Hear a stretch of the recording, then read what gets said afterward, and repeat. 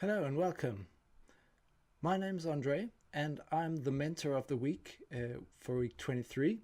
And as a part of my blog post, I'm going to present some worlds that I've been working on. And this world is called Blockville 2070. It's a dystopia in Minecraft. So students will come in actually right here. This is the spawn point. It's a newsroom and they're coming into the world as journalists, and their mission is to gather info in the world and create a news story together. Now, before they come in here, they will have read something about what the world is like in this dystopia, and just to give an idea of what the world looks like, they'll the water levels around Denmark have risen 3 meters, and vital supplies are threatened. So, for example, the water is so polluted that it's more healthy to drink discount soft drinks than water. And children are offered baths at school with a ration of 90 seconds each. So their mission is to go out into the world and meet different stakeholders around town, from the director of a coal plant and the mayor to a student and environmentalist. So they'll move around the world and discover different takes on the situation, and then they'll document all the statements with their cameras. So this is the chief editor. And over here is like just an instruction for how to get going. And they're reminded to get camera and portfolio. So they can pick it up here, or the teacher can just provide it. I think actually I'll just grab one. And what is it? Portfolio. I'll need a camera. And so they'll be using these. And so the mission is to go out, and they'll come down here.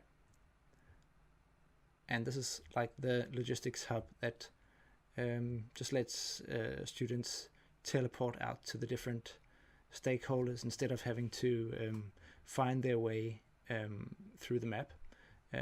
So let's just take a look at this guy and see what it looks like. Okay, so this is the town hall. Looks like this. And it's raining. It's typical Danish weather, actually. So that works very well. And we come up here and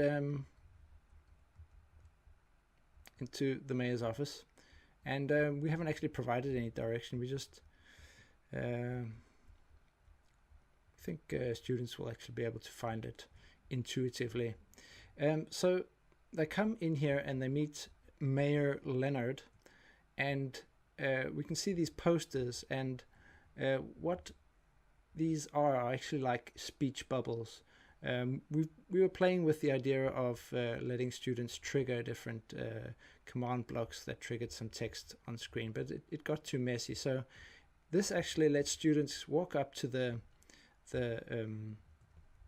speech bubbles and just take a picture of what they say, and then they'll have it in their portfolio for later. So this is what they bring with them, and obviously they can also take a picture of Leonard to oh dear, I have to, yeah, I've got my portfolio, so let's try.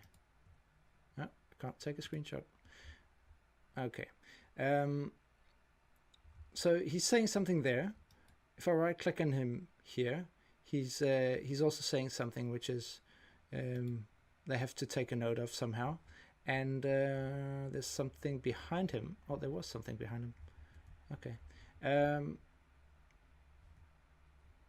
So when they've talked to him, they can actually just get back to the hub, but we have placed different information around these stakeholders. So we can see that there's a character over here, and so what students get rewarded for is actually exploring the surrounding area.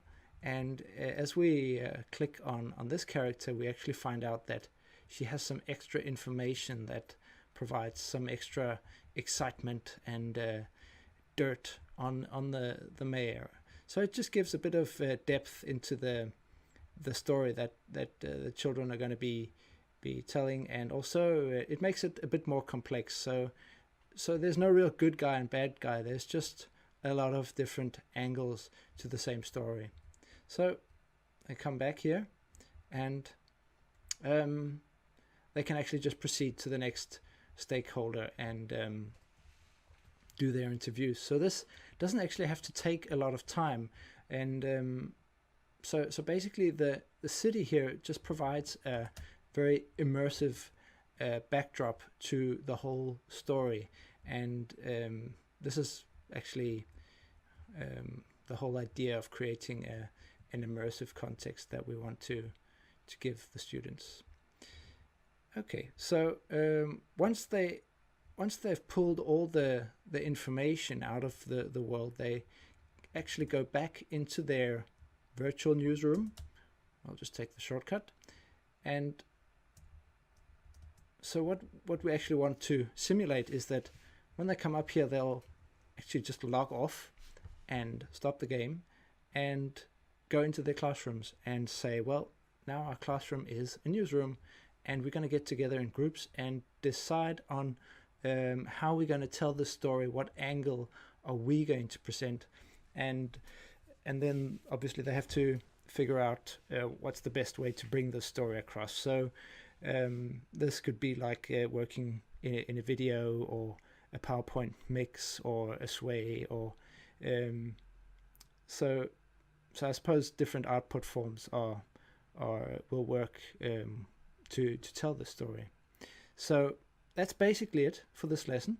It's coming out in glorious Danish, and it's pretty easy to internationalize since it's a scenario that'll play in almost any cultural context. So I hope this will challenge teachers and the students, and give some experience with the method of the journalists and how they work. Thanks for watching. Bye.